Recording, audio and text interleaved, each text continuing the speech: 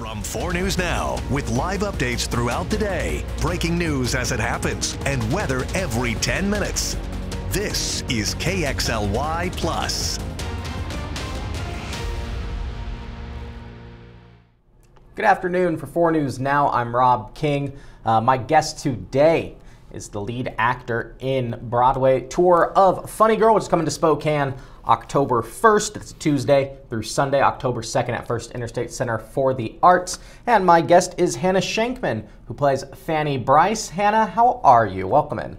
I'm great. How are you today? I'm doing good. Great to talk to you.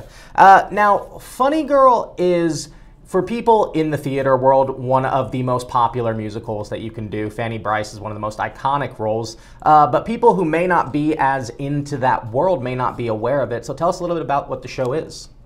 Sure.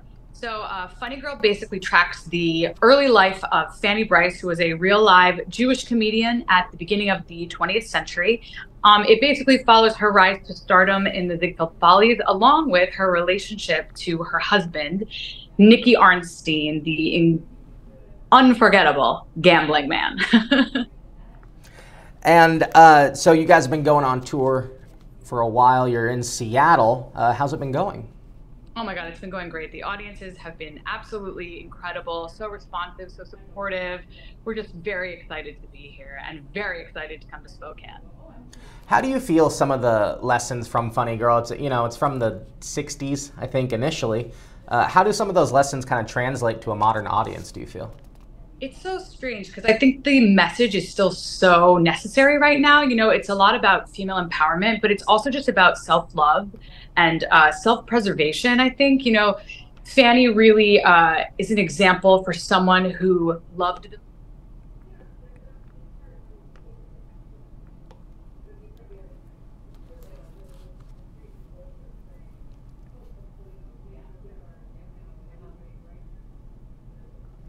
Now, initially, the first person to portray Fanny on the big screen was Babs herself. How much of those performances from someone like a Barbra Streisand, how much does that inform your take on the character? Do you stay pretty true to the book, or how much do you put of your personal self into it? Well, you know, I think Barbra Streisand did such a great job of doing research on who Fanny Brice was that she really built that character off of Fanny. And so I have the privilege to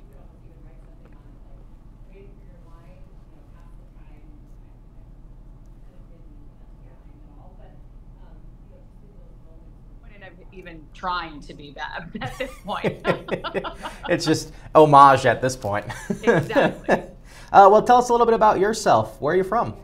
Yeah, I am from New York City, just like Fanny, just like Barbara, which is, you know, helpful in playing this part for sure. I grew up doing theater as a kid at school, and then I went to the University of Michigan and studied acting.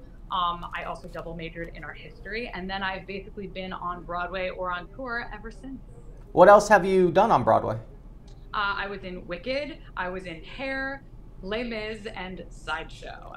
I just saw Wicked for the first time really? on Broadway. I knew the music, obviously, but just saw in June, whoever was doing that run.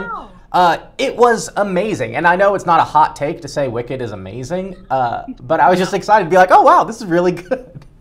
I'm glad you finally saw it. It's a great show. I know. It was one of those where it's like, well, I'm here. I need to see it. Exactly. And then were you from like an outgoing acting family?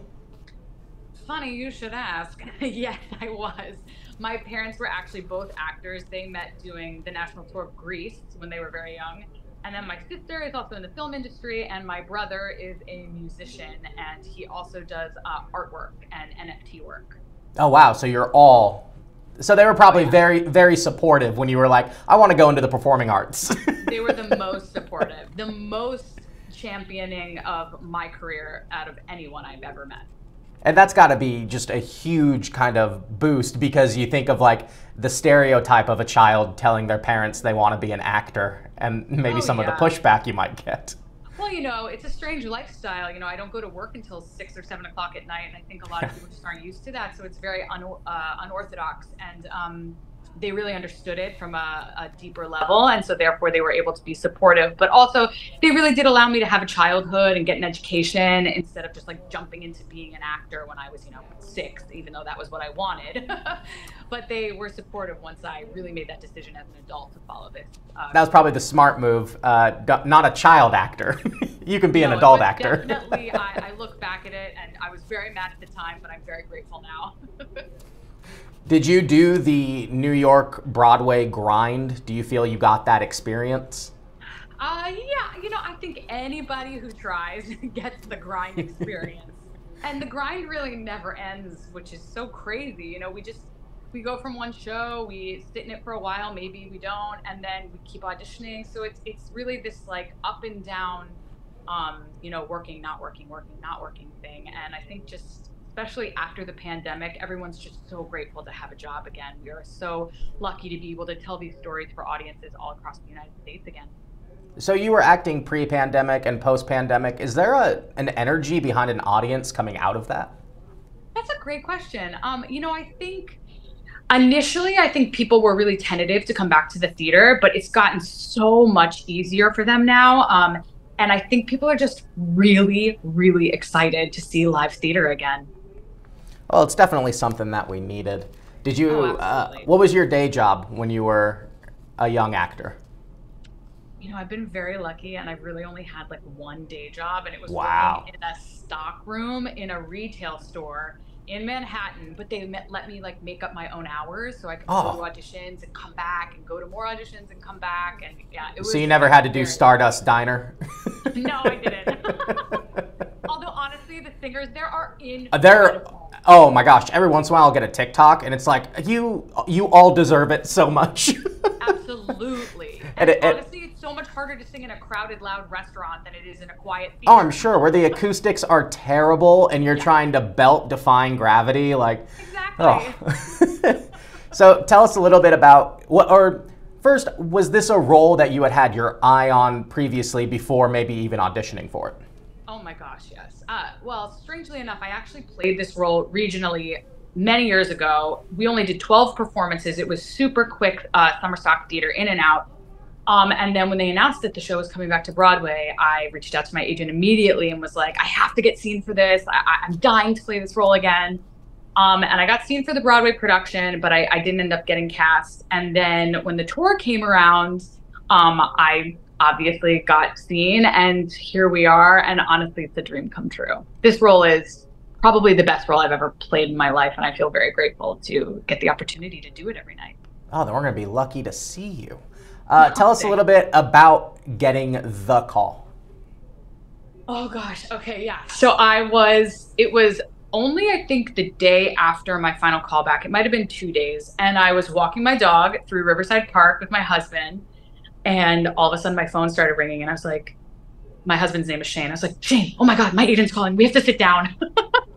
And we sat on this bench, and my agent called me, and I talked to him and was just so ecstatic to have booked the show. Truly like on cloud 9.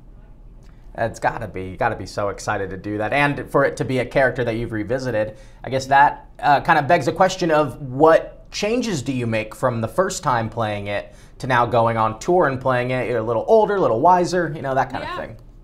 Well, I think when I first played it, I was younger, so the first act really resonated with me a lot stronger when I was younger. She grows up over the course of the show, and now that I'm older, the second act feels so accessible. I've gotten married since I played the part, we've lived through a pandemic. I've learned a lot about myself.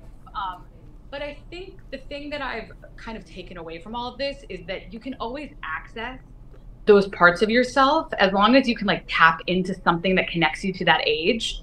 And the biggest challenge for this has been, I would say, just really being truthful to how like eager and thirsty she is at the beginning of the show, because I've just gotten this huge dream come true, and I have to like just tap into what it was like before that ever happened, and then it just propels me through the whole show. Awesome. Well, Hannah, is there anything else you want to add before I let you go? No, but you guys are really in for a treat when you come and see the show. Our ensemble is incredible. Their tap dancing is magnificent, and everyone gives just stellar performances. Awesome. Well, Hannah Shankman, thank you so much for your time. I appreciate it. Thanks for having me. And if you missed some of that interview, you can watch the whole thing on kxly.com and our OTT app, KXLY Plus. Tickets for Funny Girl on sale now. You can find those at kxly.com or Broadway Spokane. The dates again, Tuesday, October 1st through Sunday, October 6th. I'll be there that Tuesday. Say hi to me if you see me.